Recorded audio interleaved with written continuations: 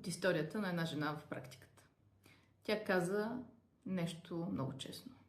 Не помня кога за последно съм била сама. От връзка във връзка, от човек на човек и всеки път си е мислила, че просто все още не е срещнала правилния такъв. Но когато започнахме да работим, стана ясно нещо, за което много често говоря и в индивидуалните сесии с вас, както и в груповите практики. Че човек има нужда от време сам със себе си след края на всяка една връзка. Не за да се чувства самотен, а за да се чуе, да разбере уроците си, да осъзнае какво повтаря, за да не влиза отново в същите ситуации с различни хора отново и отново.